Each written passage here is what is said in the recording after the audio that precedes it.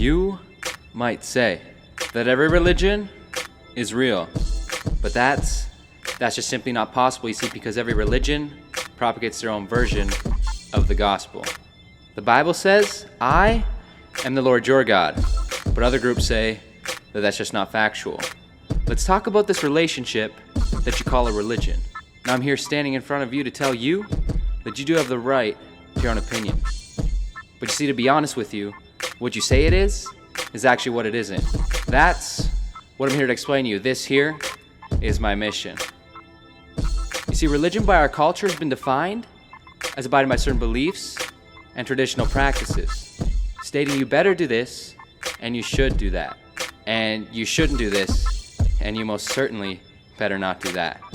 You see, the concept of religion has created this fake facade where one day I could be making sex my profession, and then the very next I could be at the altar crying out my confession.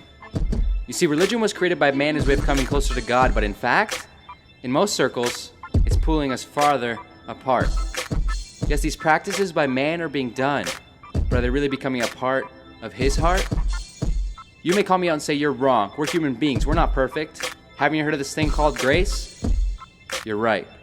We're not perfect, but grace has not given us the license to sin. We can't keep using it as an excuse to make our heads spin. When are we going to stop worshiping our cars and seeing how far we can get before getting behind bars? When are we going to... Never mind, I won't ask you that question because I completely forgot to mention that in schools, we'll send our kids to detention for proclaiming that Jesus is Lord.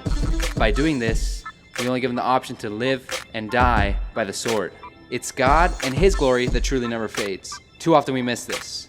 While you go seeking 50 shades of gray, I'm here to tell you that our God provides more than just 50 shades of grace. To God be the glory of His grace. We're not worthy, but because of the time on the cross that He spent, His story is more than just praiseworthy. Another question. How many times have we worshiped God in the church and then just blended in with society? We're so confused and separated without meaning, we have no propriety.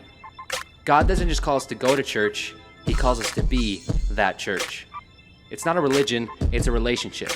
Tell me, if religion was so great, then why do we fail to do what's right? Why do we fail to help those in plight? You see, the thing is, we do in fact know what's right. We do know the gospel. We choose not to do it like those dirty dishes. You see, we'll go to church, we'll go out there, we'll see the poor, we'll see the needy, we'll see those that are spiritually broken, and only offer them our best wishes. In the Gospel of Luke, John speaks on this very thing. He tackles this very subject. He says, if you have 2 shirts, give one to another. If you have food, share it with those that hunger. It is by our actions on this earth we are known, but by that seed that's planted in our hearts are these actions only truly shown. Don't run a talk shop, you're called to run a workshop. As soon as you realize this, you'll be with God on the housetop.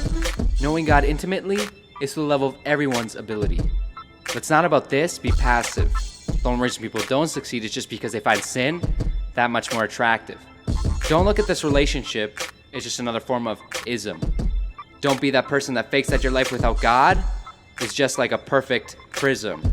If God's Spirit rings true in your heart, you won't feel lonely and random. You will not only sing, but live His victorious anthem. You see, man does religion so they don't feel wicked. But when compared to religion, you have a better chance of winning the lottery without a ticket. You see, it's because religion that says that with all that you've done, there's no way I can let you in.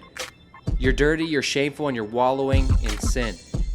But Jesus says with open arms, I love you and I accept you, and you are already in.